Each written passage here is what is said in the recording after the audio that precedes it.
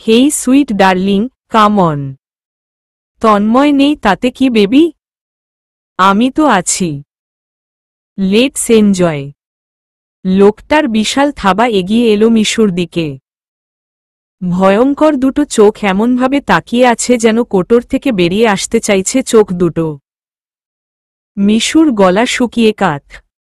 বুকের ভেতর দ্রিম দ্রিম করে হাতুড়ি পিটতে লাগল। নিজের ভুলেই নিজে ফেঁসে গেছে। লোকটা বিদঘুটে হাসি হাসতে হাসতে এগিয়ে এলো কাছে। মিশু ভয় লোক বন্ধ করে ফেলল। লোকটা মিশুর মাথার পিছন দিকে এক হাত দিয়ে শক্ত করে মাথাটা ধরে কাছে টেনে নিল। মিশুর খুব চিৎকার করতে ইচ্ছে করছে কিন্তু মুখ দিয়ে কোনো শব্দ বের হচ্ছে না। বাকশক্তি বন্ধ হয়ে গেছে বোধ করি। লোকটা মিশুকে দুহাতে ঝাপটে ধরে বিছানার উপর ঝাঁপিয়ে পড়ল। শয়তানটার বিশাল দেহের নিচে পড়ে মিশুর ছোট্ট শরীরটা কেবলই একটু মুক্তির জন্য হাঁসফাঁস করছে। আর মনেমনে প্রার্থনা করছে, হে আল্লাহ, আমায় রক্ষা করো, আমায় রক্ষা করো মাবুদ। মিশু গায়ের সমস্ত জোর দিয়ে লোকটাকে ছাড়াতে চেষ্টা করছে কিন্তু পেরে উঠছে না। ক্রমশই ওর দম বন্ধ হয়ে আসছে। লোকটা শরীরের এখানে সেখানে হাত দিচ্ছে আর কি বিশ্রী সেই আচর। মিশুর শুধু মনে হচ্ছে আগামীকাল পত্রিকায় বুঝি ওর প্রাণহীন নিথর দেহের একটা ছবি বের হবে। আচ্ছা, আব্বু খুব কষ্ট পাবে না ছবিটা দেখে? আব্বুর কত স্বপ্ন ওকে নিয়ে, সব এই একটা রাতের মাত্র 1 ঘন্টার ব্যবধানে ভেঙে চুরমার হয়ে যাবে। মিশু সুইসাইড করলে বাবার স্বপ্ন পূরণ করবে কে?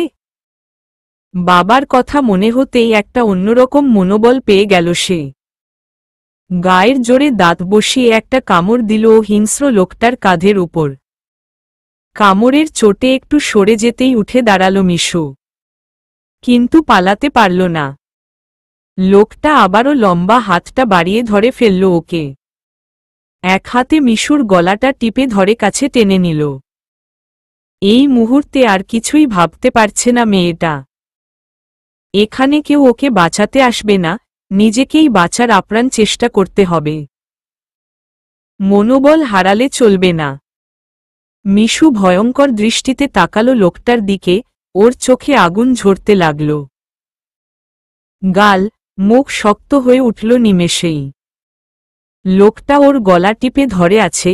মিশু ওর সামনে দাঁড়িয়ে ডান পা তুলে সোজা লোকটার পুরুষাঙ্গ বরাবর একটা লাথি দিয়ে বসল। জায়গামত আক্রমণ করেছে একেবারে। শয়তান লোকটা ওখানে 2 হাতে চেপে ধরে মেঝেতে বসে পড়ল। মুখটা বিকৃত হয়ে গেছে, এক ধরনের গোঙানির শব্দ বের হচ্ছে মুখ দিয়ে।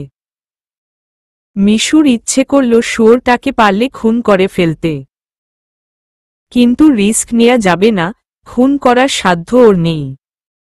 এখন দ্রুত পালিয়ে যেতে হবে এখান থেকে। দ্রুত, একটা সেকেন্ডও দেরি করলে চলবে না। মিশু একটু এগিয়ে এসে হাতের কনুই দিয়ে গায়ের জোরে মারল লোকটার মাথার উপর। পশুটার আর ওঠার শক্তি নেই। মিশু বড় আঘাত দিয়ে ফেলেছে মগজ বরাবর। দরজা একটানে খুলে কোনো দিকে না তাকিয়ে ছুটতে শুরু করল মেয়েটা। যত দ্রুত পারে ওকে পালাতে হবে, এই বাড়ির বাইরে গেলে অনেকটাই বিপদমুক্ত সে।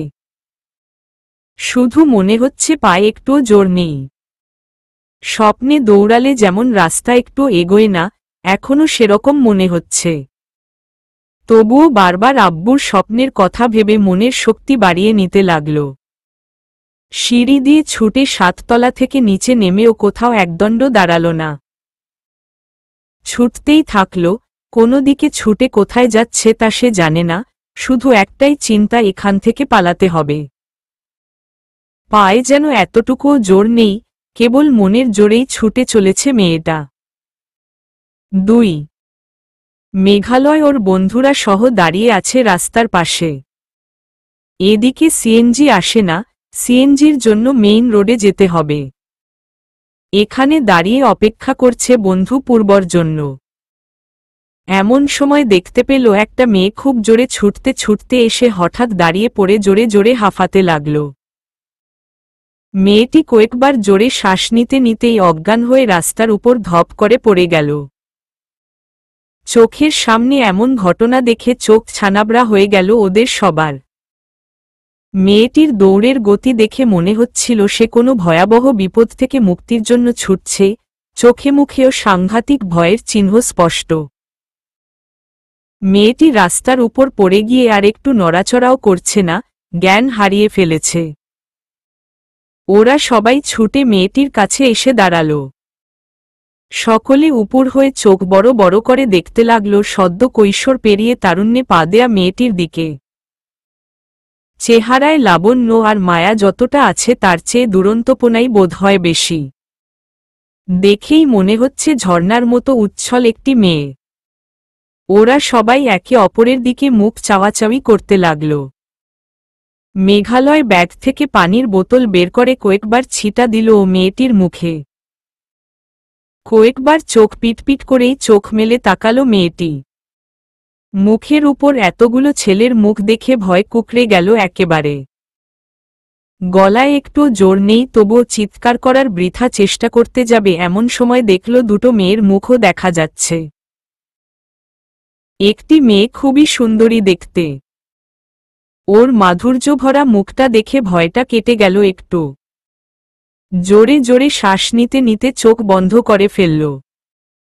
সায়ান বলল, এই মেয়ে, এভাবে ছুটছ কেন?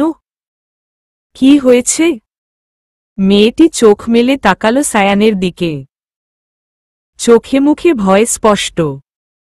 জোরে শ্বাস নিতে নিতে ঢোক গিলল। কথা বলার মতো শক্তিও পাচ্ছে না। সবাই ফ্যালফ্যাল করে চেয়ে আছে ওর দিকে। প্রত্যেকের চোখে প্রশ্ন, কি হয়েছে? মেঘালয় মেয়েটির পাশে বসে কানের কাছে কিছু বলতে যেতেই মেয়েটি ভয় কেঁপে উঠল। মেঘালয় বুঝতে পেরেছে সে খুব ভয় পেয়ে এভাবে ছুটছে।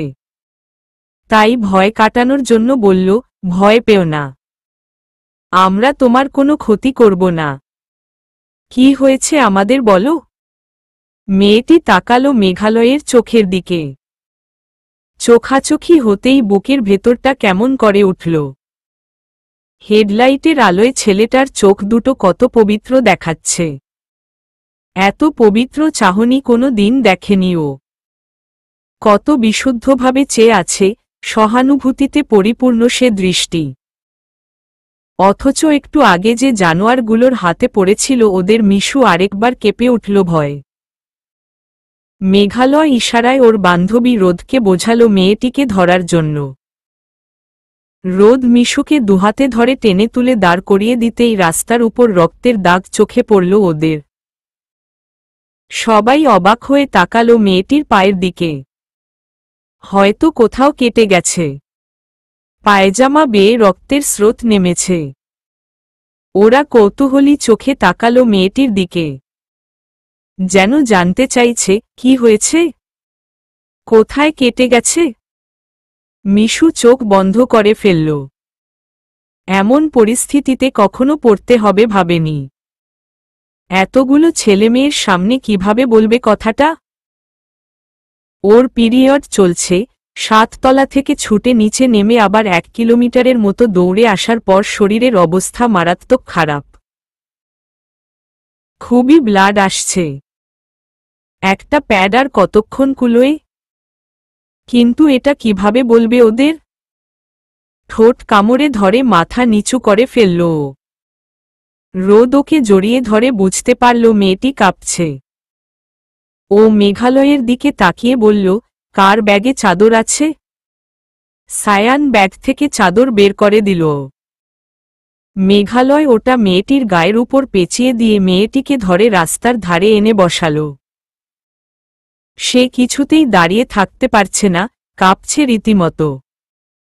মেঘালয় বলল, সায়ান আমার ব্যাগে স্যালাইন আছে, একটু পানিতে গুলিয়ে ওকে খেতে দে। সায়ান কথামতো স্যালাইন বের করল। আর মেঘালয় মিশুর সামনে বসে ওর চোখে চোখ রেখে বলল, আমার চোখের দিকে তাকাও তো, পলক ফেলবে না। মিশু তাকালো ওর চোখের দিকে। আশ্চর্যের ব্যাপার, ওর চোখের দিকে তাকাতে একটুও ভয় লাগছে না। মেঘালয় চেষ্টা করছে ওকে একটু হিপনোটাইজড করতে। যেহেতু মেয়েটি বাকরুদ্ধ হয়ে গেছে, এখন সম্মোহন করার চেষ্টা করে যদি একটু কথা বের করা যায়। এর আগে মাত্র একবার একজনকে সম্মোহিত করেছিল মেঘ, কতটা কার্যকর হবে জানা নেই। মেঘালয় একদম মিশুর মুখের সামনে এগিয়ে এসে বলল, আমার চোখ বরাবর তাকিয়ে থাকো। মিশু কিছুই বুঝতে পারছে না। কোথায় আছে, কি করছে, কি হচ্ছে ওর সাথে সবকিছু কেমন দুঃস্বপ্নের মতো লাগছে। তবুও মেঘালয়ের চোখের দিকে চেয়ে রইল অপলকভাবে। মেঘালয় ওর চোখের দিকে একটানা অনেকক্ষণ চেয়ে রইল। ওর বন্ধুরা সবাই চারিদিকে ঘিরে ধরে দেখছে ওর কাণ্ড। মেঘালয় একটা আঙুল এগিয়ে এনে মিশুর কপাল বরাবর ধরে কি সব যেন বলল। কেউই কিছু বুঝতে পারছে না। মেঘালয় হুট করেই কি যেন করল, মেয়েটি একেবারে রোবটের মতন হয়ে গেল। চোখে অসম্ভব ঘোর, কোনো নড়াচড়া করছে না, এমনকি কাঁপুনিও বন্ধ হয়ে গেছে। মেঘালয় জিজ্ঞেস করল, কে তুমি? মেয়েটি একদম পাথরের মতো স্তব্ধ। কিন্তু ঠোঁট দুটো অদ্ভুতভাবে নড়ে উঠল, আমি মিশু। সবাই রীতিমতো অবাক। মেঘালয়ের তাহলে হিপনোটাইজ কাজে লেগে গেছে। ওরা বিস্ময়ে চোখ বড় বড় করে ফেলল। মেঘালয় আবারও জিজ্ঞেস করল, বাসা কোথায়? রংপুর। এভাবে ছুটছিলে কেন? মেয়েটি যেন রিমোট কন্ট্রোল পুতুল হয়ে গেছে। মেঘালয় যা জিজ্ঞেস করছে একদম শুধু সেটারই উত্তর দিচ্ছে। মেঘালয় আবারও জিজ্ঞেস করল, কি হয়েছিল তোমার সাথে? আমাকে মেরে ফেলতে চাইছিল। মেয়ে তিনজন শিউরে উঠল কথাটা শুনে। মেঘালয় জিজ্ঞেস করল, কারা মারতে চাইছিল? একটা খারাপ লোক। তুমি এখানে কোথায় থাকো? আমি রংপুরে থাকি। এখানে কেন এসেছিলে? আমার বয়ফ্রেন্ডের কাছে। তোমার বয়ফ্রেন্ড কোথায়? আমাকে ছেড়ে চলে গেছে। মেঘালয় ওর বন্ধুদের দিকে তাকিয়ে বলল, আপাতত আর কিছু জানার দরকার নেই। এখন ওর কাছে ওর বাবার নাম্বার নিয়ে তাকে ফোন দিয়ে কথা বলে জানাতে হবে ব্যাপারটা। সবাই মাথা ঝাঁকিয়ে বলল, হুম, সেটাই কর। দুপুর বলল, এখন একে নিয়েই আমরা পড়ে থাকব? আমাদের ট্রেন মিস হয়ে যাবে না? আরাফ রেগে কটমট করে তাকালো দুপুরের দিকে, এই জন্যই মেয়েদেরকে আমি সহ্য করতে পারি না।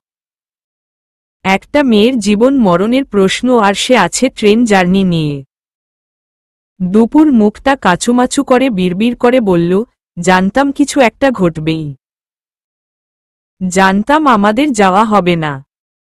আমি যখনই কোনো কিছু নিয়ে বেশি লাফালাফি করি লাস্ট অবধি সেখানে যাওয়াই হয় না আমার। আজকেও যাওয়া হবে না আমি শিওর। সায়ান রেগে বলল, আরাফ ওর গালে একটা বসাতো। মানুষ হবে না ও জীবনে। দুপুর মুখটা বাঁকা করল।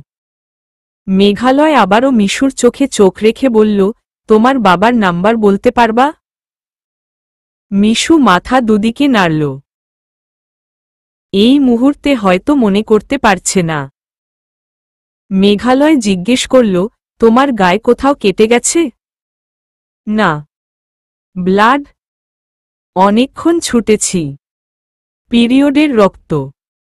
মেঘালয় মাথাটা নিচু করে ফেলল। সায়ান ও আরাফ ও অন্যদিকে তাকাল। মেঘালয় রোদের দিকে তাকিয়ে বলল, প্যাড আছে? রোদ বলল, হুম আছে। কিন্তু এখানে ওয়াশরুম কোথায় পাব? সেটা ব্যবস্থা করা যাবে। এখন ওর হিপনোটাইজ কাটাতে হবে। কথাটা বলেই কষে থাপ্পড় লাগালো মিশুর গালে। মিশু মাথাটা ঝাড়া দিয়ে কেঁপে উঠল আবারও। ভয়েই কুকড়ে গিয়ে মেঘালয়ের বুকে ঝাঁপিয়ে পড়ে ঝাপটে ধরল মেঘালয়কে। মেঘালয় এক হাতে মিশুকে শক্ত করে ধরে আরেক হাতে বোতলটা নিয়ে মিশুর মুখে ধরে বলল, স্যালাইন, খেয়ে নাও। মিশু তবুও কিছু বলল না, কাঁপতে লাগল। মেঘালয় ওর মুখে বোতলটা ধরে একটু স্যালাইন খাইয়ে দিল ওকে। তারপর দুহাতে জড়িয়ে ধরে রইল বুকে। চাদরটা গায়ে ভালোমতো পেঁচিয়ে দিয়ে বলল, শীত করছে? মিশু দুদিকে মাথা নাড়ল। মেঘালয় আর এই অচেনা মানুষগুলোর ওর প্রতি এমন সহানুভূতি দেখে ওর অবাক লাগছে। এত ভালো মানুষ ও দুনিয়ায় আছে। কিন্তু এতক্ষণ কি হয়েছিল ওর? মিশু চোখ পিটপিট করতে লাগল। একটু আগে ওর কিছু একটা হয়েছিল, কিন্তু কি হয়েছিল বুঝতে পারছে না সেটা। এমন সময় পূর্বকে দেখা গেল। ও দুলতে দুলতে এসে অবাক হয়ে জিজ্ঞেস করল, হোয়াট হ্যাপেন্ড? রোদ গিয়ে ওকে ধীরে ধীরে সবটা খুলে বলল। মেঘালয় উঠে দাঁড়িয়ে মিশুকে ধরেই জিজ্ঞেস করল, হাঁটতে পারবা কিছু দূর? মিশু মাথাটা আস্তে করে নাড়াল। উত্তর হ্যাঁ নাকি না বোঝা গেল না। মেঘালয় সবার দিকে একবার তাকিয়ে বলল, এখানে তো রিকশাও পাওয়া যাবে না। আমরা তাহলে রাস্তার দিকে এগোই? সবাই মাথা ঝাঁকিয়ে বলল, হুম চল। মেঘালয় মিশুর প্রতি এক অন্যরকম সহানুভূতি অনুভব করছে। কত বাচ্চা একটা মেয়ে, ভয়াবহ বিপদের হাত থেকে বেঁচে গেছে। ও মিশুর মুখের দিকে তাকিয়ে জিজ্ঞেস করল, তোমার তো হাঁটার ও শক্তি নেই দেখছি। আমি কোলে নিলে কি সমস্যা হবে? মিশু চমকে উঠল। যদিও এই মুহূর্তে ওর বিস্মিত হবার মতো অবস্থা নেই, তবুও এতটুকু বোধ আছে যে ওর পায়জামা আর পায়ে রক্তের ঢাল নেমেছে। এই অবস্থায় ছেলেটা ওকে কোলে তুলতে চাইছে। এত সুন্দর একটা মানুষ সত্যিই কি দুনিয়াতে আছে? নাকি আল্লাহ ওর জন্য ফেরেশতা পাঠিয়ে দিয়েছেন? সত্যিই হয়তো ফেরেশতা পাঠিয়ে দিয়েছেন। মিশু এসব ভাবছে আর এই সম্পূর্ণ অচেনা ছেলেটা ওকে কোলে নিয়ে অনায়াসে হেঁটে চলেছে। ওর বন্ধুরাও পাশে হাঁটছে ওদের সাথে। মেইন রোডে পৌঁছে মেঘালয় একটা সিএনজিতে মিশুকে বসিয়ে দিয়ে রোদকে বলল, চেঞ্জ করে দে ওকে। তারপর ড্রাইভারকে বলল, মামা আপনি একটু বাইরে আসেন তো। ড্রাইভার অবাক হয়ে বাইরে বের হয়ে আসল। মেঘালয় ওকে সিটে বসানোর সময়ও মিশু অবাক হয়ে তাকিয়েছিল ওর মুখের দিকে। আর মনে মনে ভাবছিল, সত্যিই কোনো ফেরেশতা হবে। আজীবন প্রত্যেকটা মেয়ে পিরিয়ডের সময় ছেলেদের থেকে লাঞ্ছিত হয়েছে, হাসির পাত্র হয়েছে। অথচ এরা কত সুন্দর। আর কিছু ভাবার মতো সক্ষমতা এখন মিশুর নেই। মেঘালয় ও ওর বন্ধুরা রাস্তায় দাঁড়িয়ে কথা বলছে। ওরা কয়েকজন বন্ধু বান্ধবী মিলে একসাথে পঞ্চগড় যাচ্ছে এক বান্ধবীর বিয়ের দাওয়াতে। অবনীর বিয়ে। অবনী ওদের এই দলের একজন ছিল। ওর বাসা পঞ্চগড়ে আর ঢাকায় থেকে পড়াশোনা করত। সবাই মিলে ওর বিয়েতে যাওয়ার জন্য বেরিয়েছে। পূর্বর বাসার আগেই একটা গলিতে দাঁড়িয়ে ওর জন্য অপেক্ষা করছিল, তখনই মিশুকে দেখতে পায় ওরা। রোদ সিএনজি থেকে ডাকল ওদের। মিশুর নিজেকে খুবই অসহায় লাগছে। কেননা ওর কেবল মস্তিষ্কটাই সচল আছে, যেটা সবকিছু ভাবতে পারছে। তাছাড়া আপাতত আর কিছুই করতে পারছে না ও। মেঘালয় এসে সিএনজিতে মিশুর পাশে বসে ওর মাথাটা কাঁধে নিল। মিশুর পিঠের পিছন দিক দিয়ে একটা হাত দিয়ে এক হাতে শক্ত করে ধরল ওকে। তারপর ডান হাতে রুটি গরম চায় চুবিয়ে ওর মুখে তুলে দিল।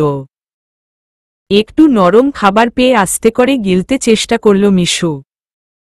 মেঘালয় এক হাতে মিশুকে ধরে আছে, আরেক হাতে রুটি চায় চুবিয়ে খাওয়াচ্ছে। সায়ান চায়ের কাপ হাতে সিএনজির কাছে দাঁড়িয়ে আছে। মেঘালয় পারত রোদ কিংবা মৌনিকে বলতে যেন মিশুকে খাইয়ে দেয়, কিন্তু মেয়েদেরকে বলে কতটা লাভ হবে জানা নেই। তাছাড়া মেঘালয় নিজ দায়িত্বে যতটুকু সেবা করবে, অন্য কেউ সেটা করবে না। সেজন্যই ও অন্য কারো উপর ভরসা করতে পারেনি। অনেকক্ষণ সময় নিয়ে একটা রুটির অর্ধেকটা খাইয়ে দিল মিশুকে। তারপর স্যালাইন মেশানো পানি আর সাথে দুটো জ্বর ও ব্যথার ট্যাবলেট খাইয়ে মিশুর মাথাটা নিজের বুকের উপর নিয়ে বলল, এবার ঘুমাও। এরপর দেখবে আর কোনো বিপদ নেই। মিশু কিছু বলতে পারল না। মেঘালয়ের বুকের উষ্ণ স্পর্শে ও সত্যিই একবার চোখ বোঝার চেষ্টা করল। আরেকটা সিএনজি নিয়ে সবাই দুটোতে উঠে পড়ল স্টেশনে যাওয়ার উদ্দেশ্যে। মেঘালয় ঠিক করে ফেলল, যেহেতু মেয়েটির বাসা রংপুরে আর ওরাও সেদিকেই যাচ্ছে, কাজেই এখন ওকে জাগানোর কোনো প্রয়োজন নেই। ও কিছুক্ষণ ঘুমিয়ে স্বাভাবিক হওয়ার চেষ্টা করুক, তারপর না হয় ওর বাবার নাম্বার নিয়ে ফোন দেয়া যাবে। মিশুর চুলে দুবার হাত বুলিয়ে দিতেই ঘুমিয়ে গেল মেয়েটা। বন্ধুরা মেঘালয়কে নিয়ে খুব গর্ববোধ করে। এরকম ফেরেশতার মতন মানুষ সত্যিই আজ দুর্লভ।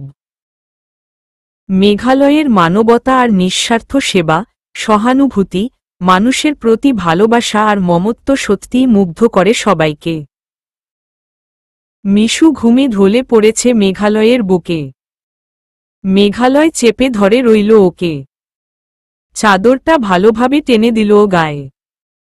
এদিকে 10টা পেরিয়েছে, ট্রেন 10:30টায়। সেই অবধি ট্রেন পাবে কিনা সেটাই এখন ভাববার বিষয়। পূর্ণিমার চাঁদ আকাশে অপার্থিব এবং অদ্ভুত সুন্দর। চাঁদের আলোয় চিকচিক করছে সবকিছু। গাছের পাতায় আলো লেগে ঝিকমিক করে উঠছে। ট্রেন ছুটে চলেছে দ্রুত গতিতে। ট্রেনের ঝাঁকুনি অনুভব করছে মিশু।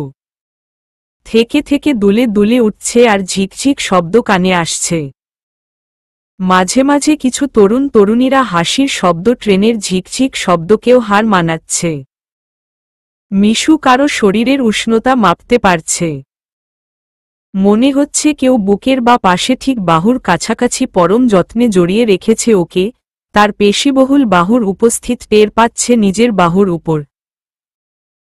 সে আলগোছে মেয়েটির বাহু ধরে রেখেছে, মাঝে মাঝে ট্রেনের ঘাকুনিতে শক্ত করে চেপে ধরছে। ব্রোম লেগে যাচ্ছে মিশুর।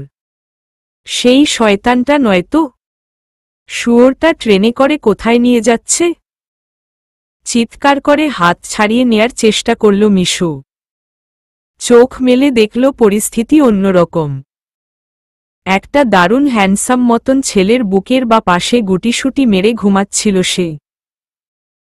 সেই ছেলেটিই ওকে আলগোছে ধরেছিল বুকের সাথে। সামনের সিটে, পাশের সিটে কয়েকটা যুবক যুবতীর কৌতূহলী চোখ দেখে বিস্মিত হয়ে গেল। এরা আবার কারা? ওদের সাথে আমি কোথায় চলেছি? আর এই ছেলেটি বা কেন এভাবে আমায় বুকে জড়িয়ে রেখেছিল? সবকিছু কেমন যেন স্বপ্নের মতো লাগছে। ঘোর ঘোর লেগে যাচ্ছে রীতিমতো। মিশু মনে করার চেষ্টা করল। আস্তে আস্তে মনে পড়ে যাচ্ছে সবকিছু। পালানোর জন্য প্রাণপণে ছুটছিল সে। হঠাৎ রাস্তার মাঝখানে দাঁড়ানো মাত্রই আর কিছু বলতে পারে না। খুব সম্ভবত সেন্সলেস হয়ে পড়েছিল। তারপর কি যেন হয়ে গেল বুঝতে পারেনি সে। কয়েকটা কৌতূহলী মুখ উপর হয়ে তাকে দেখছিল। হ্যাঁ, এই তো সেই কৌতূহলী মুখগুলো। এখন যারা পাশে বসে আছে তাদেরকেই তো দেখেছিল। এবার বেশ মনে পড়েছে, মিশু ভেবেছিল আল্লাহ কোনো ফেরেশতা পাঠিয়ে দিয়েছেন ওর জন্য।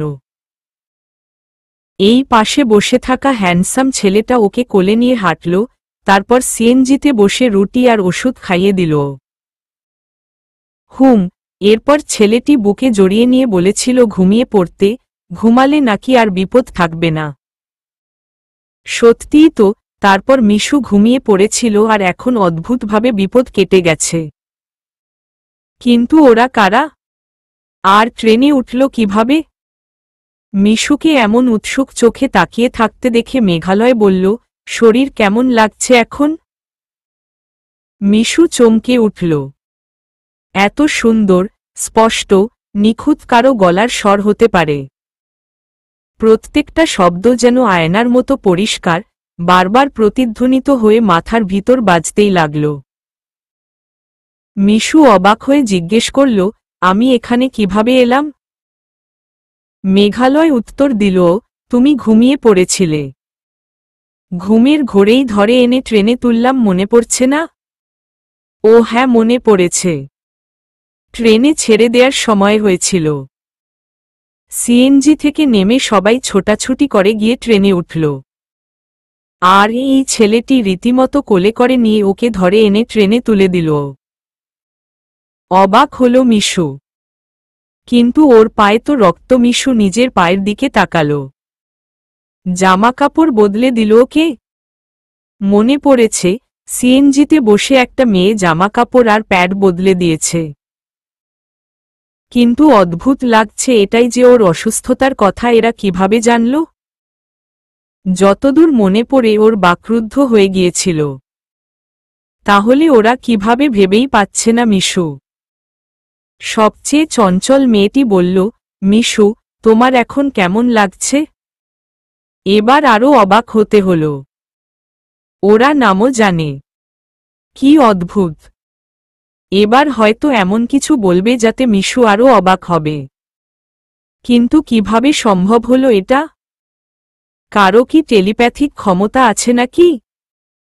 মেঘালয় এক বোতল পানি এগিয়ে দিয়ে বলল, নাও, মুখ ধুয়ে ফেলো। মিশু উঠে দাঁড়াল। সত্যিই এখন বেশ ভালো লাগছে। গায়ে শক্তিও পাচ্ছে। জানালার কাছে এসে বাইরে তাকাল।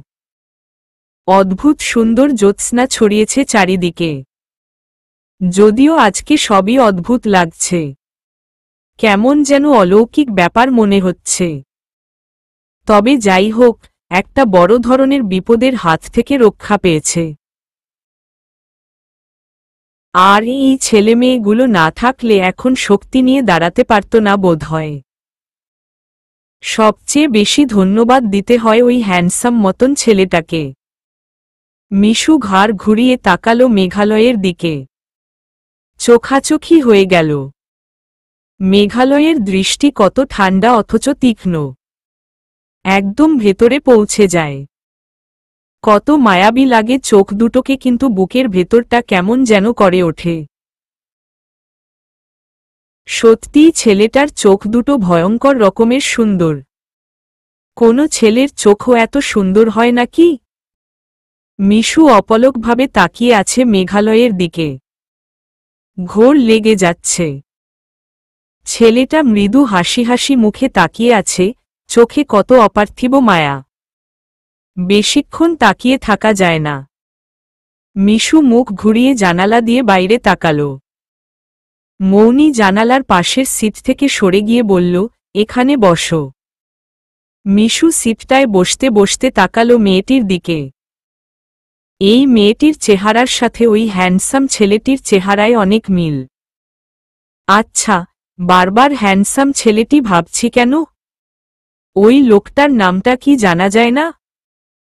প্রশ্নটা মনে আসতেই মিশু মেঘালয়ের দিকে ছুড়ে দিল, আপনার নাম কি? সবাই যতটা অবাক হল, মেঘালয়ের ঠিক ততটাই মজা লাগল। কখনো কেউ এভাবে ওর নাম জিজ্ঞেস করেনি, সেখানে এই পিচ্চিটার মতো অসংখ্য স্টুডেন্টস ওর আছে। ও হেসে বলল, মেঘালয়। মিশু চোখ কপালে তুলে বলল, মেঘালয় আবার কারো নাম হয়? হিমালয় থেকে হিমু। আপনার নাম কি মেঘালয় থেকে মেঘু? মেঘালয় ঠোঁটের কোণে হাসি ফুটিয়ে বলল, না, আমাকে শর্ট করে সবাই মেঘ বলে ডাকে। মিশু চোখ পিটপিট করে বলল, সার্টিফিকেট দেখি। কিসের সার্টিফিকেট? মিশু বলল, হিমুকে যখন কেউ জিজ্ঞেস করে নাম কি, বলে হিমু। ভালো নাম। হিমালয়। ইয়ার্কি মারেন? তখন হিমু পকেট থেকে সার্টিফিকেট বের করে দেখায়। তারপর সে বলে, আপনি কি সবসময় সার্টিফিকেট পকেটে নিয়ে ঘোরেন? তখন হিমু জবাব দেয়, আপনার মতো অনেকেই বিশ্বাস করতে চায় না আমার নাম হিমালয়। তখন সার্টিফিকেট বের করে দেখাই। সবাই হেসে উঠল মিশুর কথা শুনে। সিটের উপরের ঝোলানো সিট থেকে সায়ান মাথা ঝুলিয়ে তাকালো। অদ্ভুত একটা ক্যারেক্টার তো। এতক্ষণ বোবা বনে ছিল আর এখন মুখে খই ফুটছে। দারুণ করে কথা বলে তো মেয়েটা। পূর্ব জিজ্ঞেস করল, তোমার কি হিমুসমগ্র মুখস্থ নাকি? না, তবে এতবার পড়েছি যে কিছু কিছু লাইন মুখস্থ হয়ে গেছে। বাহ, তাই নাকি? মৌনি মেঘালয়ের দিকে তাকিয়ে বলল, ভাইয়া তুইও এখন থেকে সার্টিফিকেট পকেটে নিয়ে ঘুরবি। মিশু তাকালো মৌনির দিকে। এই মেয়েটা কি ওই ছেলেটার বোন? হওয়ার সম্ভাবনা আছে, কারণ চেহারায় মিল আছে আর মেয়েটা ওকে ভাইয়া বলে ডাকছে। প্রশ্নটা করতে যাবে এমন সময় মেঘালয় বলল, কিছু খেয়ে নাও। কি খাবো? কি খেতে চাও? বিরিয়ানি? মিশু কিছু বলল না। খিদে পেয়েছে এটা সত্যি। বিরিয়ানি ওর খুবই পছন্দ, কিন্তু কিভাবে বলবে বিরিয়ানি খেতে ইচ্ছে করছে? ও মাথাটা দুদিকে নাড়ল। মেঘালয় বলল, একটু হেঁটে আসো তাহলে ভালো লাগবে। কোথায় হাঁটব? আমার সাথে আসো। খাবার বগিতে নিয়ে যাই, যা খেতে ইচ্ছে হবে খেয়ে তারপর আবার আসব। মিশুর এতক্ষণে খেয়াল হলো এটা একটা কেবিন। পুরো কেবিনটাই ওরা বুক করে নিয়েছে।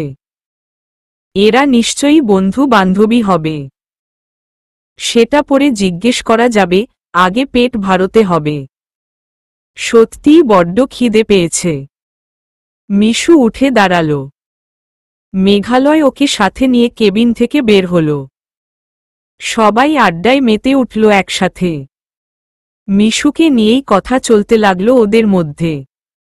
মেয়েটা বেশ সরল সেটা দেখেই বোঝা যাচ্ছে। তবে ইন্টারেস্টিং একটা মেয়ে। মেঘালয় মিশুর দিকে তাকিয়ে বলল, রংপুরে কোথায় তোমার বাসা? শহরেই। আপনি কিভাবে জেনেছেন এই তথ্য? হিপনোটাইজ করে। সিরিয়াসলি? মিশুর মুখ হা হয়ে গেল। এইটুকু সময়ের মধ্যে হিপনোটাইজ করা কিভাবে সম্ভব? অবশ্য এই ছেলেটাকে দেখেই বোঝা যায় একটু সবার থেকে আলাদা। চেহারায় একটা আইনস্টাইন আইনস্টাইন ভাব আছে।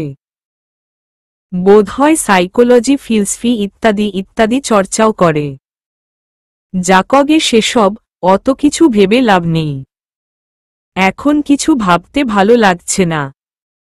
মাথাটা কেমন যেন ভারী হয়ে আছে। মস্তিষ্কের একটা নিউরন বোধহয় এখনো তন্ময়ের কথা ভেবে চলেছে। ভাবতে না চাইলেও মাথার ভেতর ঘুরপাক খাচ্ছে ছেলেটা। এই তো মাস 6 হবে। একদিন রাতে লগ আউট করে ঘুমাতে যাচ্ছিল তন্ময়। সেই সময়ে হুট করেই একটা আইডি থেকে মেসেজ আসে ওর ফোনে, এই তন্ময়। এমনভাবে ডাকল যেন কত বছরের চেনা। তন্ময় বেশ অবাক হয়ে গেলেও ভাবল ফেক আইডি হবে। সিন করে রেখে দিল। কিছুক্ষণ পর আবারও সেই আইডি থেকে মেসেজ, একবার ফোন দিবা? নিঃসংকোচ আবেদন। চমকানোর মতোই। মেসেজ দেখেই মনে হচ্ছিল যেন নিজের বয়ফ্রেন্ডকে সে ফোন দিতে বলছে। তন্ময় রিপ্লাই দিল, কে আপনি খালা? তন্ময়কে অবাক হয়ে দিয়ে মেয়েটি একটা উচ্ছল কিশোরীর ছবি সেন্ড করে দিয়ে বলল, আমাকে তোমার খালা মনে হয়? বিলাই, চামচিকা, বান্দর, ব্যাংজাদা, ছাগলজাদা, ভোটকা বাছুর, বাল। তন্ময়ের হাসি পেল গালি দেখে। প্রথমত ছবিটা দেখে দারুণ লেগেছে আর দ্বিতীয়ত মজা লাগলো গালিগুলো দেখে। মেয়েটি এখনো কতটা বাচ্চা বোঝাই যাচ্ছে। তন্ময় একরাশ মুগ্ধতা নিয়ে মেসেঞ্জারে কল দিল মিশুকে। আর তারপর বাচ্চা মেয়েটিকে নিজ হাতে প্রেম শেখালো ছেলেটা, রোজ রাতে কথা বলা, সারাদিন টুকটাক মেসেজিং করা। ইস, কত কেয়ার নিত ছেলেটা। কিন্তু হুট করেই এমন হবে কে জানত তখন? কি ভাবছ এমন তন্ময় হয়ে? চমকে উঠল মিশু। তন্ময় হয়ে তো সে তন্ময়ের কথাই ভাবছিল। ভাবলেও যতটা কষ্ট হয়নি, মেঘালয়ের মুখে নামটা শুনে তার চেয়ে দ্বিগুণ কষ্ট হল। ইচ্ছে করছিল লাফ দিয়ে ট্রেনের চাকার নিচে চলে যায়। এতটা যন্ত্রণা হচ্ছে মাথার ভেতর। ও একটা প্রতারক, সেই সাথে বেঈমান ও স্বার্থপর ছেলেটা এভাবে অপমান করে চরম বিপদের দিকে ঠেলে দিয়েছিল ওকে। না, একদমই আর ওকে নিয়ে ভাববে না মিশু। কিছুতেই ভাববে না। ও মেঘালয়ের দিকে তাকিয়ে বলল, আমার খুব বিষ খেতে ইচ্ছে করছে। গাড়িতে বিষ পাওয়া যায় না? মেঘালয় বিস্ময়ে লুকাল। এতটুকু একটা মেয়ে, বয়স আর কতই হবে? 18 ছুঁই ছুঁই কিংবা 17 বছর। তার এত কিসের কষ্ট যে বিষ খেতে হবে? একটা বিচ্ছেদ নিশ্চয়ই জীবনের অর্থ বদলে দিতে পারে না। মেয়েটার সাথে কথা বলতে হবে এটা নিয়ে। প্রসঙ্গ পাল্টে জিজ্ঞেস করল, মুরগির মাংস দিয়ে গরম গরম ভাত খাও? মিশু বলল, আমি ভাতের চেয়ে বিরিয়ানি বেশি খেতে পারি। আচ্ছা বেশ, মাটন বিরিয়ানি হবে, খাবা? লেবু দেবে সাথে? মেঘালয় হেসে বলল, হুম দেবে অবশ্যই। সাথে কাঁচা মরিচ আর পেঁয়াজও দেবে। মিশু কিছু বলল না। একটা সিটে বসে পড়ল। মেঘালয় একটু দূরে গিয়ে কাকে যেন কি বলে আসল। এসে পাশেই বসে পড়ল। খাবার দিতেই মিশু হাত ধুয়ে খেতে আরম্ভ করল। মেঘালয় পাশে বসে চেয়ে আছে ওর দিকে। মেয়েটার চেহারায় একটা সরল আর নিষ্পাপ ছাপ মিশে আছে। এরকম একটা মেয়েকে ছেড়ে কোনো ছেলেটা চলে গেল সেটাই ভাবছে মেঘ। মেঘালয় জিজ্ঞেস করল, কি হয়েছিল বলবে? তুমি এখানে কিভাবে এলে আর ওভাবে ছুটছিলে কেন? মিশু খাবার মুখে দিতে দিতে বলল, এখন কিছু বলতে ইচ্ছে করছে না। বেশ, তবে খাও পেট ভরে।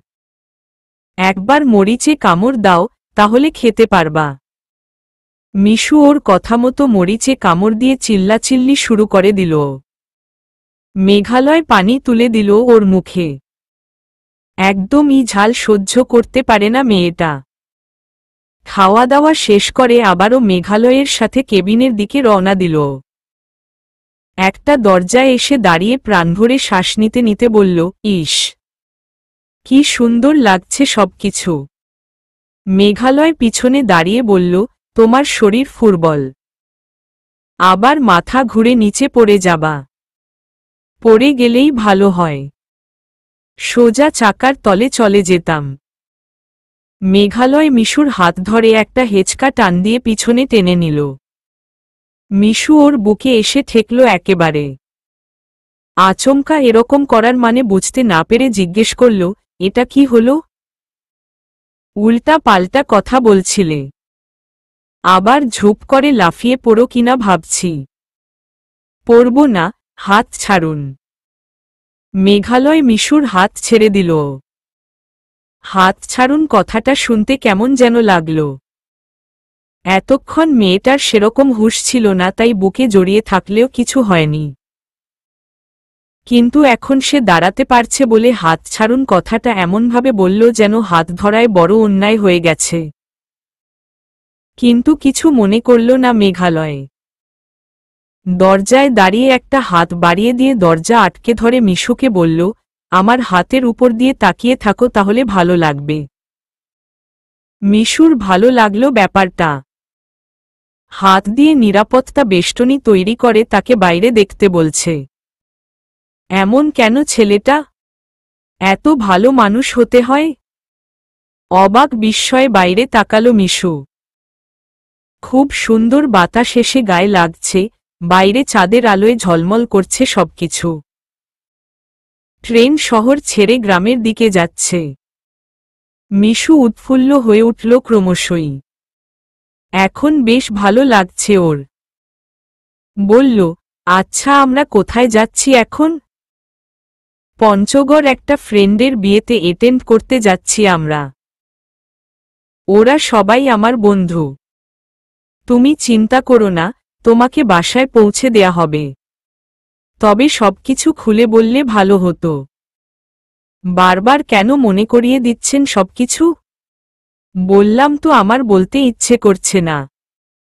ধেত ভালোই লাগে না। আচ্ছা বাবা, সরি। আর বলবো না। আমি আপনার বাপ নই, নানিও নই। আমি মিশু। হা হা, আচ্ছা বেশ। এখন চলো কেবিনে যাই। ওরা সবাই খুব ফ্রেন্ডলি। ওদের সাথে একটু মেশার চেষ্টা করলে দেখবে খুব ভালো লাগবে। মিশু একটা দীর্ঘশ্বাস ছেড়ে বলল, ঠিক আছে। আমরা কি যমুনা ব্রিজ পেরিয়েছি? না, এখনো অনেক বাকি। আমাকে যমুনা সেতুর উপরে উঠলে দরজায় এনে দেখাবেন? আচ্ছা, দেখাবো। এখন যাই, চলো। মিশু হাঁটতে ধরে উল্টে পড়ে যাচ্ছিল। মেঘালয় ওকে ধরে ফেলতেই মিশু বাঁকা চোখে তাকালো মেঘালয়ের দিকে। মেঘ ছেড়ে দিয়ে বলল, সরি বাবা। Sorry, sorry Mishu. মিশু হেসে ফেলল ওর কথা শুনে। বলল, সমস্যা নেই। আসুন। আমি এখন হাঁটতে পারব। মিশু আগে আগে হাঁটছে। মেঘালয় ওর পিছু পিছু। মেয়েটির সরলতা মুগ্ধ হওয়ার মতো। কেবিনে গিয়ে গল্প শুরু করে দিতে হবে। হাসি ঠাট্টার মাঝে থাকলে স্বাভাবিক হতে পারবে মেয়েটা। মেঘালয় দুর্দান্ত স্মার্ট একটা ছেলে। উচ্চতা 6 ফুটের কাছাকাছি, ফর্সা প্রশস্ত দেহ, পেশিবহুল বাহু, আকর্ষণীয় ফিগার। ঘন 2 ভ্রুয়ের মাঝখানে সূক্ষ্ম ভাঁজ আর মসৃণ চুলের নিচে প্রশস্ত সুন্দর কপালটা দেখলেই ভেতরে কাঁপুনি ধরে যায়। গালে খোঁচা খোঁচা দাড়ি, যথেষ্ট পিঙ্ক কালারের গোলাপির পাপড়ির মতন দুটো ঠোঁট। ঠোঁটের কোণে এক চিলতে হাসি লেগেই থাকে। সে হাসি মেয়েদের ভেতরে ঝড় তোলে।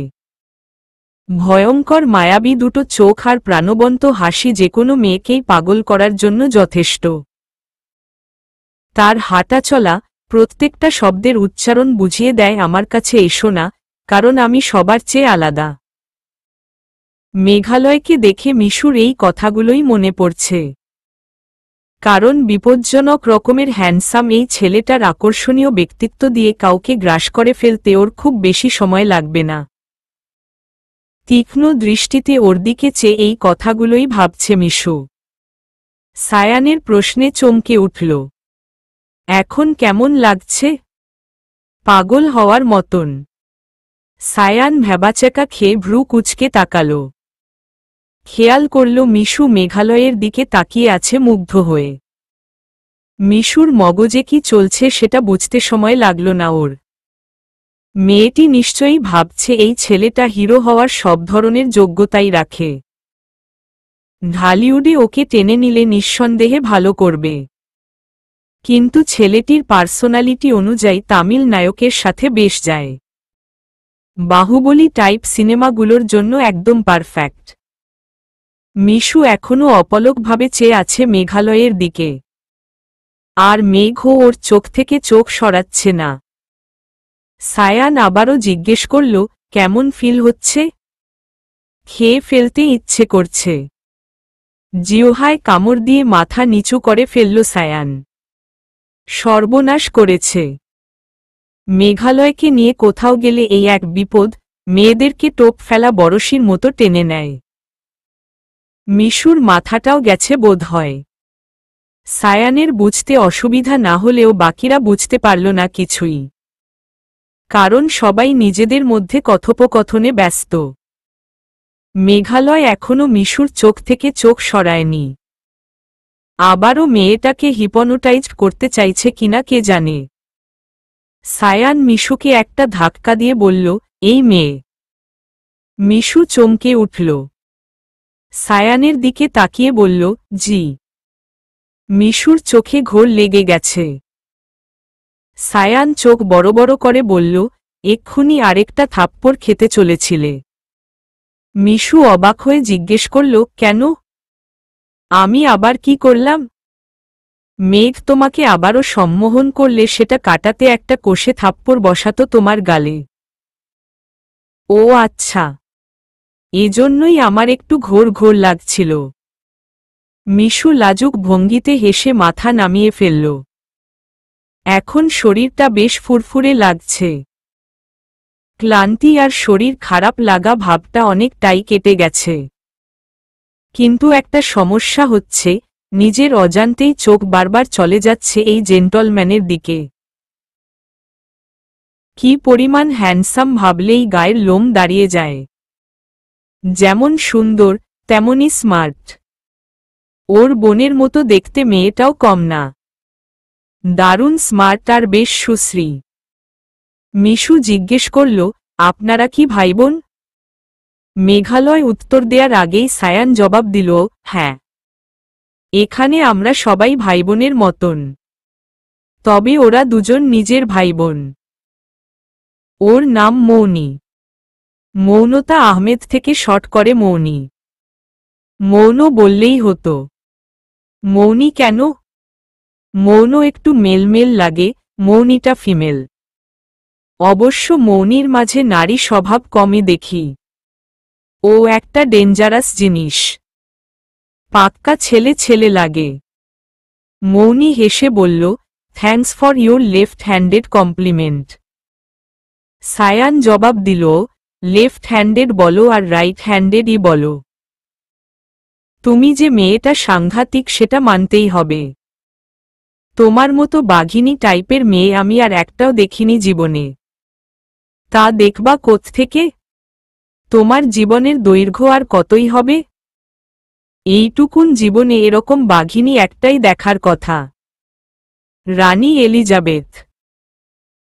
আমাকে নিয়ে কোনো কমপ্লিমেন্ট করার আগে দেশবার ভেবে তারপর মুখ ফোটাবা মিস্টার সায়ান চৌধুরী। ওকে ওকে, তোমার সাথে কথা বলতে ভয় লাগে। আর কথাই বলবো না। মিশু চুপচাপ ওদের কথা শুনছিল। আর ভাবছিল, মৌনতার কথাবার্তা আর উচ্চারণ শুনলে মুগ্ধ হয়ে তাকিয়ে থাকতে হয়। ওর স্লিম ফিগারের সাথে হেয়ার স্টাইলটা একদম মানিয়ে গেছে। মেয়েটা এত সুন্দর কেন? এদের তিনজন মেয়ের মধ্যে রোদ সবচেয়ে সাধারণ ধাঁচের।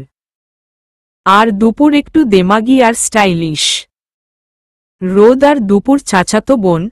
রোদ বয়সে একটু বড় হলেও দুপুরের দাপট রোদের চেয়েও বেশি। রোদ খুব শান্তশিষ্ট আর মিশুক ধরনের। দুপুরকে দেখেই বোঝা যায় মেয়েটা একটু হিংসুটে। দুপুর, পূর্ব ও আরাফ কিছু একটা নিয়ে গল্প করছে। একটু পরপর হেসে উঠছে শব্দ করে। এখন পূর্ব কথা বলছে হাত নেড়ে নেড়ে। ওর কথা শোনার জন্য কান খাড়া করে সেদিকে তাকালো মিশু। পূর্ব বলল, আমি রাতে ঘুমাতে গিয়ে দেখি আমার বিছানাটা জানালা দিয়ে পালিয়ে যাচ্ছে। আমি ছুটে গিয়ে বিছানার একটা পা টেনে ধরলাম। তারপরও বিছানা থামল না। সে আমাকে শুদ্ধ জানালা দিয়ে উড়িয়ে নিয়ে বাইরে চলে গেল। দুপুর বলল, বিছানার কি পাংখা গজিয়েছে? আজাইরা গল্প শোনাইতে আইছো মিয়া?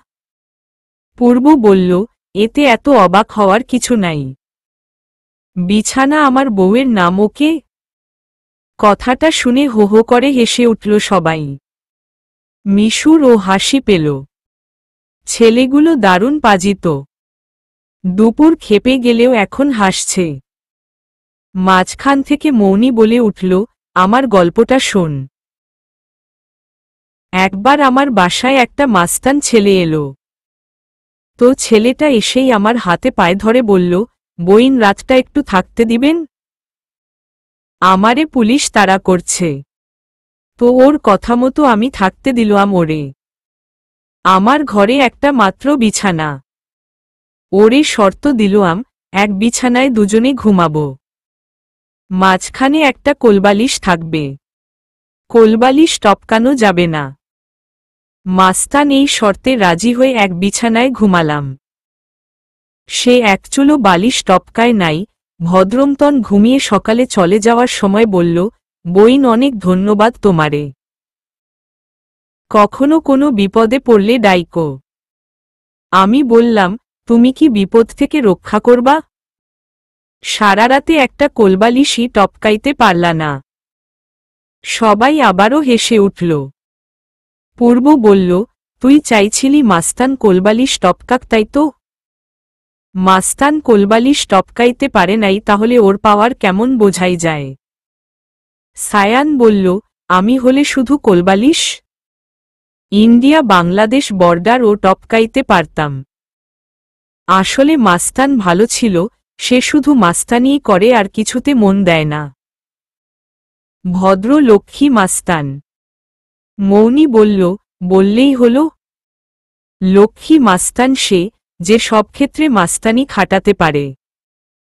যে একটা কোলবালিশ টপকাইতে পারে না, সে আবার কেমন মাস্তান? মাস্তান কোলবালিশ টপকালে বুঝি খুব ভালো হতো? তুই তো সাংঘাতিক মেয়ে মায়েরি। দেখ, এটা একটা জোকস। আরাফ এতক্ষণ চুপ করেছিল। এবার সে বলল, কপি ক্যাট। এটা আমি মিরাক্কেলে শুনছিলাম। কপি করা জোকস বলিস কেন? তোর মাথায় কিছু নাই? মৌনি ক্ষেপে বলল, আমার মাথায় তোদের মাথার চেয়ে অনেক মূল্যবান জিনিস আছে। তাই নাকি? কি আছে তোর মাথায়? কি আবার? গোবর। সবাই আবারও হাসি শুরু করে দিল। মিশু হাঁ করে চেয়ে আছে ওদের দিকে।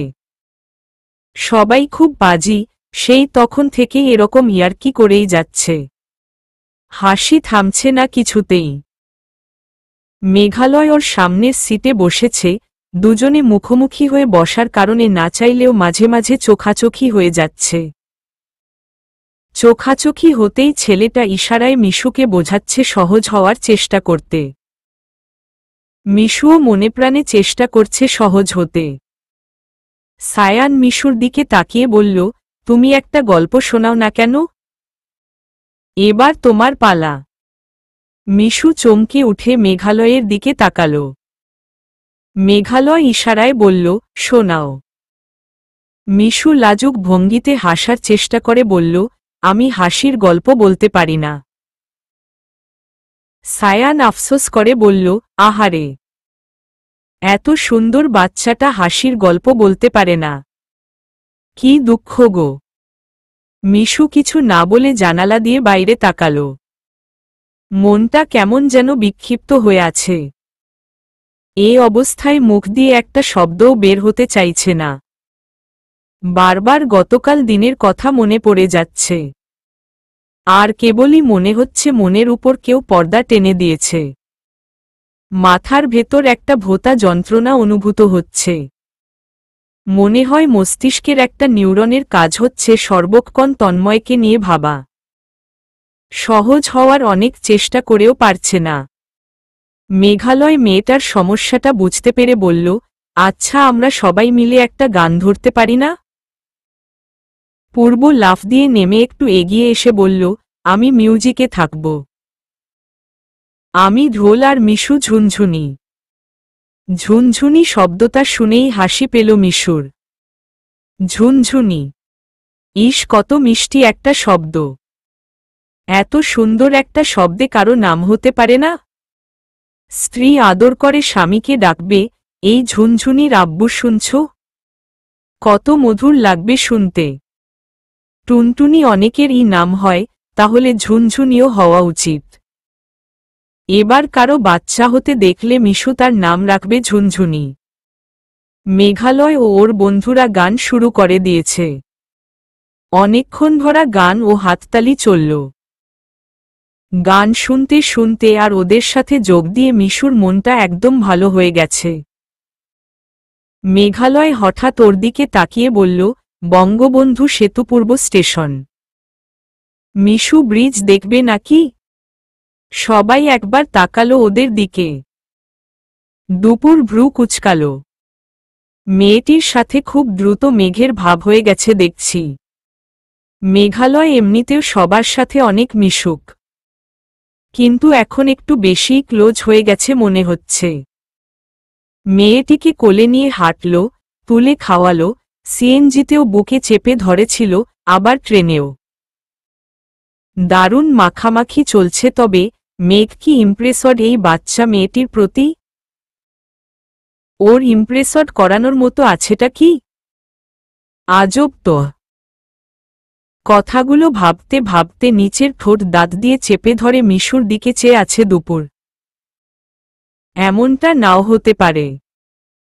একবার এক মৃতশয্যাশায়ী মেয়েকে কোলে নিয়ে ঢাবির গণতন্ত্র তোরণের সামনে থেকে শেখ মুজিব মেডিকেল বিশ্ববিদ্যালয় অবধি নিয়ে গিয়েছিল। মেঘকে এত সহজে সন্দেহ করাও ঠিক না। মাথাটা ঝেড়ে ফেলে একটা দীর্ঘশ্বাস ছাড়ল দুপুর। মিশু নামের মেয়েটি মেঘালয়ের সাথে বাইরে বেরিয়ে এলো। বাইরে এসে মেঘালয় জিজ্ঞেস করল, কিসে পড়ছো তুমি? এই তো সবেমাত্র ইন্টারমিডিয়েট পাশ করলাম। এ বছরেই? হ্যাঁ। এখন ভার্সিটির প্রস্তুতি নিচ্ছি। বেশ ভালো। হাঁটতে সমস্যা হচ্ছে? সমস্যা হলে কি কোলে তুলে নেবেন? চমকে মিশুর চোখের দিকে তাকালো মেঘালয়। মেঘের মুখটা গোল হয়ে শূন্য এর মতো হয়ে আছে। ভ্রু দুটো উপরে উঠে কপালে সূক্ষ্ম ভাঁজ পড়েছে। মেঘালয়ের কপালের এই ভাঁজটা অদ্ভুত সুন্দর লাগে দেখতে। মেঘালয় হেসে বলল, চলতে পারলে নেব না। হাঁটার শক্তি না থাকলে সেটা প্রয়োজন, কিন্তু শক্তি থাকার পরও করতে চাইলে সেটা বিলাসিতা। মিশু হেসে বলল, আপনি খুব সুন্দর করে কথা বলেন। ধন্যবাদ। মেঘালয় আর কিছু বলল না। দরজায় দাঁড়িয়ে একটা হাত বাড়িয়ে মিশুর হাত ধরল। মিশু ওর হাত শক্ত করে ধরে দরজায় এসে দাঁড়াল। একটা অন্যরকম শক্তি আর ভরসা পাচ্ছে ভেতরে। কেবলই মনে হচ্ছে কতটা নিরাপদ এই হাত। একটা মেয়ে বাবার বুকে যতটা নিরাপদ, এখনো ঠিক সেরকমই অনুভূত হচ্ছে। দরজায় দাঁড়িয়ে প্রাণভরে নিঃশ্বাস নিতে লাগল ওরা। জোরে বাতাসের ঝাপটা এসে লাগছে গায়ে। মিশুর চুল এলোমেলোভাবে উড়তে শুরু করেছে। চুল উড়ে মেঘালয়ের মুখের উপর গিয়ে পড়ছে। মেঘালয় সরালো না, ওর চুলের স্মেলটাকে দারুণভাবে ফিল করতে লাগল। এত সুন্দর ঘ্রাণ কেন চুলের? কোনো শ্যাম্পু কিংবা তেলের নয়, এই ঘ্রাণ যেন প্রকৃতির পরম আদরে গড়ে দেয়া। গায়ে মেখে নিতে ইচ্ছে করছে একদম। মেঘালয় চোখ বন্ধ করে চুলের ঘ্রাণ নিচ্ছে। মিশু ওর দিকে তাকিয়ে মুগ্ধ হয়ে গেল। চোখের পাপড়িগুলো কত ঘন আর সুন্দর, ঠোঁট আর থুতনির উপর চুল গিয়ে পড়েছে। এমন চোখ বুজে আছে কেন সে? মেঘালয় চোখ মেলতেই চোখাচোখি হয়ে গেল। একটা বড় রকমের ধাক্কা খেল মিশু। এত কাছ থেকে কারো চোখ কখনো দেখেনি ও। হ্যাঁ, একবার দেখেছিল, কিন্তু সেটা এই মেঘালয়েরই। গতরাতে ওকে সম্মোহন করার আগে মেঘালয় এরকম প্রখর দৃষ্টিতে তাকিয়েছিল। ভয়ঙ্কর সুন্দর সে দৃষ্টি। বেশিক্ষণ তাকিয়ে থাকা যায় না, ঘোর লেগে যায়। মিশু তাকালো বাইরের দিকে। ট্রেন যমুনা ব্রিজের উপর উঠেছে। ট্রেন থেকে নিচের দিকে তাকালে মনে হয় বুঝি শূন্যে ভেসে চলেছি পানির উপর দিয়ে। কত প্রবল ঢেউ, মাঝে মাঝে শান্ত হয়ে পানির স্রোত বইছে। কাদার মতো ঘোলাটে জলগুলো দেখলে বুকটা ফাঁকা হয়ে যায়। যতদূর চোখ যায় শুধু পানি আর পানি। এই দিকটায় রেলিং বলতে গেলে নেই। চিকন একটা লোহার রেলিং দেয়া। বুকের ভেতরটা কেমন যেন করে উঠছে শুধু। নিচের দিকে তাকালেই মনে হয় মাথা ঘুরে পড়ে যাব। মেঘালয় মিশুর হাত ধরে নিয়ে এসে ব্রিজের রাস্তার দিকের দরজায় দাঁড়াল। কেবিনের দরজায় দাঁড়িয়ে আছে ওরা। সব কেবিনের দরজা লাগানো। ফাঁকা ট্রেনের কোথাও কেউ নেই, শুধুই মেঘ মিশু। মনে হচ্ছে পুরো ট্রেন জুড়ে বুঝি কেউ নেই, শুধুই ওরা দুজন। ট্রেনে অনেক সিট থাকবে, অনেক যাত্রী থাকবে, তবেই না ট্রেন মনে হয়। এখানে শুধু ছোট ছোট রুমের মতো খুপড়ি সাইজের কেবিন, প্রত্যেকটা দরজা লাগানো। বাইরে কেউ নেই। শীতল বাতাসে রোমাঞ্চিত হয়ে উঠছে মিশু। মেঘালয় ওর হাত ধরে রেখেছে। পরস্পর হাত ধরাধরি করে দরজায় দাঁড়িয়ে বাইরে তাকিয়ে আছে। ট্রেন চলছে খুবই ধীরগতিতে। রাস্তায় পা ফেলা যাবে এরকম মনে হচ্ছে।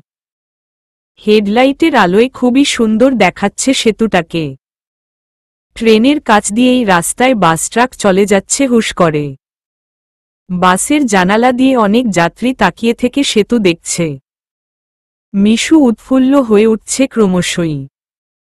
পুরো ব্রিজ পার হতে অনেক সময় লেগে গেল। কেউ কোনো কথা বলল না। ব্রিজ পার হওয়ার পরও একে অপরের হাত ধরেই রইল দরজায়। মিশু কিছুক্ষণের জন্য ভুলে গিয়েছিল তন্ময়ের কথা। আবারও হুট করেই মনে পড়ে গেল। অসহ্য একটা যন্ত্রণা দিয়ে গেছে ছেলেটা, প্রতি মুহূর্তে দহন করতেই থাকে। মিশু একটু পিছিয়ে আসতেই হাতে টান পড়ল। মেঘালয় ওর দিকে তাকিয়ে হাত ছেড়ে দিল। ওর করুণ মুখের দিকে তাকিয়ে মেঘালয় জিজ্ঞেস করল, কি হয়েছে? মিশু কিছু না বলে মাথা নাড়ল। মেঘালয় বুঝতে পেরেছে ওর সমস্যাটা। নিশ্চয়ই কিছু একটা নিয়ে খুব ডিপ্রেশনে ভুগছে। এটা কাটিয়ে দিতে পারত যদি। একটু নিশ্চুপ থেকে ভাবতে লাগল কি করা যায়। এরকম ফুটফুটে একটা মেয়ে এমন মনমরা হয়ে থাকবে সেটা কেমন দেখায়। ওর ডিপ্রেশন কাটানোর একটা উপায় বের করতে হবে। বাঁকা চোখে মেঘালয় তাকালো মিশুর দিকে। ট্রেন বঙ্গবন্ধু সেতুর পর যে স্টেশন সেখানে এসে দাঁড়াল। মিশু মেঘালয়কে বলল, একটা চিপস এনে দেবেন? এখানে এতরাতে দোকানপাট আচ্ছা যাচ্ছি। তুমি দরজা থেকে একটু ভিতরে গিয়ে দাঁড়িয়ে থাকো। আমি দৌড়ে গিয়ে চিপস নিয়েই আসছি। আচ্ছা। মিস্টার টুইস্ট আনবেন। মেঘালয় লাফ দিয়ে নেমে স্টেশনের দিকে যেতে লাগল। ট্রেনের পিছনের দিকের বগিতে থাকার কারণে স্টেশনের অনেক পিছনে পড়ে গেছে ট্রেনের বগিটা। মেঘালয় দ্রুত ছুটছে প্ল্যাটফর্মের দিকে। মিশু দরজায় দাঁড়িয়ে চেয়ে আছে সেদিকে। অনেকক্ষণ কেটে গেল মেঘালয়কে দেখা যাচ্ছে না। মিশু মাথা বাড়িয়ে উৎসুক চোখে চেয়ে আছে প্ল্যাটফর্মের দিকে। মেঘালয় কই? অনেকক্ষণ তো হয়েই গেল। ট্রেন হুইসেল বাজিয়ে আস্তে আস্তে চলতে শুরু করেছে। এখনো তো এলো না মেঘ। মিশু নিচের ঠোঁট কামড়ে ধরে দ্রুত চিন্তা করতে লাগল। ট্রেন তো প্রায় জোরেই চলতে আরম্ভ করেছে, উনি তো এখনো এলো না। কি হলো ওনার? টেনশন হচ্ছে। ওদের বগিটা প্ল্যাটফর্ম বরাবর আসার পরও মিশু মেঘালয়কে দেখতে পেল না। প্ল্যাটফর্ম ছেড়ে ট্রেন প্রায় বেরিয়ে যাচ্ছে, অথচ লোকটা এলো না। নাকি ভুলেই অন্য বগিতে উঠে পড়েছে? কিন্তু ছেলেটাকে মিশু দেখতেই পায়নি আর। কোনো বিপদ হলো না তো? বুকটা ছ্যাঁতো করে উঠল মিশুর। এমন সময় দেখল খোঁড়াতে খোঁড়াতে বেরিয়ে আসছে মেঘালয়। এখনো অনেক দূরে। পা খুঁড়িয়ে খুঁড়িয়ে হাঁটছে, কিন্তু এভাবে হাঁটলে তো আর ট্রেন ধরতেই পারবে না। এই অবস্থায় ট্রেনে উঠতেও পারবে না। পায়ে কিছু একটা হয়েছে বোধ হয়। এদিকে ট্রেন তো স্টেশন পেরিয়ে যাচ্ছে প্রায়। ওনাকে ফেলেই চলে যাব। বুকটা কেমন চিনচিন করে উঠল মিশুর। পিছনে তাকিয়ে ট্রেনের শিকল খুঁজতে লাগল। দেখতেও পাচ্ছে না। দ্রুত চিন্তা করতে লাগল ও। আরে ট্রেন চলে গেলে ছেলেটা একা একা কি করবে এখানে? তার উপর পায়ে আঘাত পেয়েছে। যে মানুষটা ওর এত সেবা করে অনেকটা সুস্থ করে তুলল, রক্তমাখা অবস্থায় কোলে নিয়ে রাস্তায় হাঁটল, তাকে এভাবে অসুস্থ অবস্থায় ফেলে যাওয়াটা কি ঠিক? আর কোনো কিছু না ভেবেই মিশু লাফিয়ে পড়ল ট্রেন থেকে। স্টেশনের পাকা শানের উপর পড়ে জোরে আঘাত পেয়ে ব্যথায় চিৎকার করে উঠল। দূর থেকে মেঘালয় দেখতে পেয়ে একদম থ। এটা কি করলে মিশু? যদি লাইনে পড়ে যেত তাহলে কি হতো? এভাবে কেউ চলন্ত ট্রেন থেকে লাফ দেয়? নিজেও হাঁটতে পারছে না, খুবই কষ্ট হচ্ছে হাঁটতে। খুঁড়িয়ে খুঁড়িয়ে মিশুর দিকে এগোতে লাগল।